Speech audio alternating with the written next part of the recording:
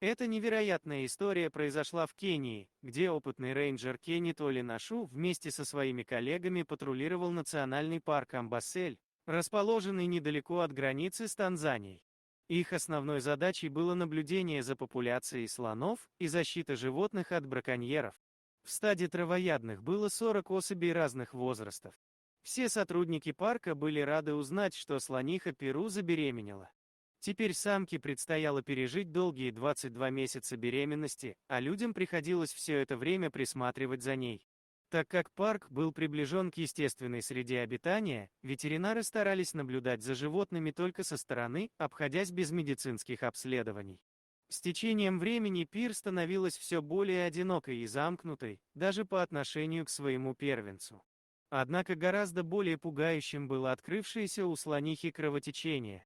Рейнджеры опасались, что на шинице на таком возрасте она может погибнуть от кровопотери.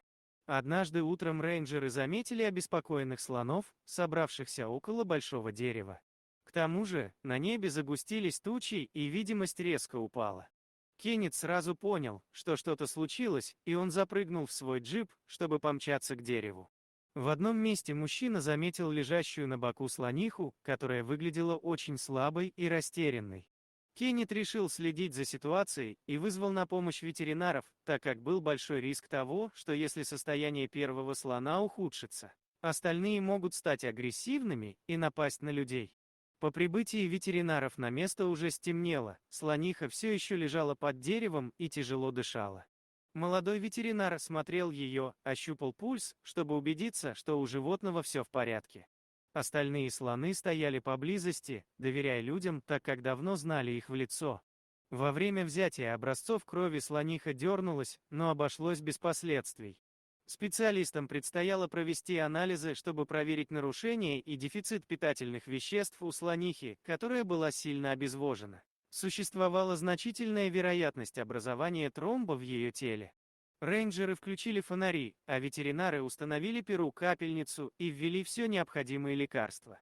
Через несколько часов она наконец пришла в себя, и ветеринары с облегчением убедились, что жизнь животного не в опасности. Однако странное поведение слонихи и причины ее кровопотери так и не были установлены, что беспокоило опытного Кеннета. На протяжении следующей недели он решил сопровождать Перу повсюду, а юный ветеринар Азиз согласился составить компанию рейнджеру. Оба они очень любили животных и были готовы работать сверхурочно. Когда Перу показала признаки беспокойства, мужчины осознали, что слониха готова рожать. Сотрудники наблюдали с некоторого расстояния, готовые в любой момент прийти на помощь. Радостный Кеннет сразу же позвонил на базу, чтобы сообщить радостную весть. Однако через полчаса из утробы матери появился еще один детеныш. Кеннет был в шоке от того, что у слонихи родились близнецы, это было как раз большой редкостью. Однако счастье людей смешалось с беспокойством за слониху, особенно учитывая ее беременность двойней и кровопотерю. Ветеринарам пришлось подойти ближе к семейству слонов, чтобы убедиться, что все в порядке. Сильно вымазанный в крови второй слоненок был быстро отмыт и убеждены, что оба малыши находятся в порядке. Вследствие помощи коллег, Перро было предоставлено необходимое лечение для остановки внутреннего кровотечения, и ей была поставлена капельница, что спасло жизнь огромного питомца. Через пару недель слониха и ее игривые детеныши стали объектом особой радости для всех сотрудников парка. Рождение слонят-близнецов стало не только настоящим праздником, но и важным шагом для сохранения популяции этих умных и добрых животных. Дорогие друзья, если вам понравилось видео, поставьте лайк, а также подписывайтесь на канал, где найдете еще много интересного.